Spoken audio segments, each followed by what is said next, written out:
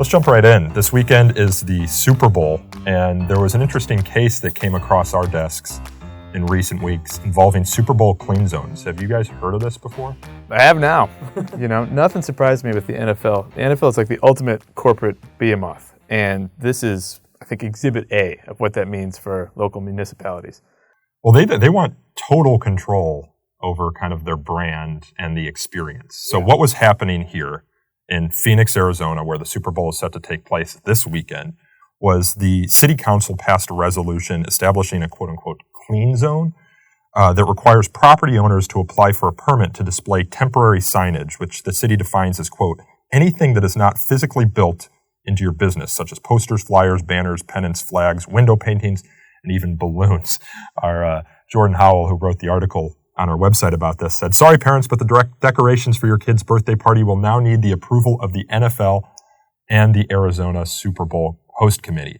And this is a pretty restrictive policy. It was in place from January 15th through February 19th, or that's what the regulation stated, and occupied a nearly 2 square mile zone in downtown Phoenix. Now, there was a lawsuit brought by the Goldwater Institute in Arizona challenging this, and the judge, a trial judge down there in Arizona, issued, a restraining order saying that Phoenix had 48 hours to comply with the court order. I mean, what's wrong with this from a constitutional standpoint? Where do we start? I'm a Buffalo Bills season ticket holder, lifelong football fan, football apologist in some circles, right? I will make no bones about it. I love the game.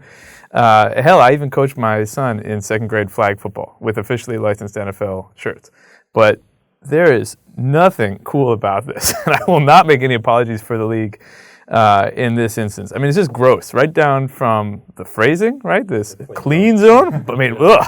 Yeah, I was thinking. I thought it was going to be no drugs or alcohol in this, but apparently no First Amendment. Clean zone. I mean, the adjective Orwellian gets tossed around to an alarming degree in our line of work, but man, clean zone, as if speech, unregulated by this gigantic corporate enterprise is dirty, and if I'm really want to level with the audience here, and this is not going to surprise anybody, but the reason this is happening is so they can sell advertising, right?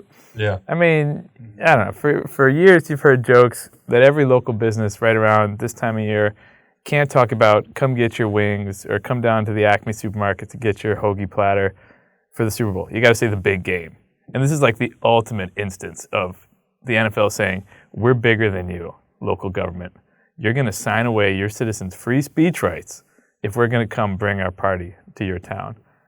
And you're going to put us on the board to determine whether a private business owner can put up a balloon or a sign in their private business. Yeah. Which is just... And one of the other problems with it is that there were no standards to kind of guide those decisions about when you ask for permission from the NFL. Can I put up this sign?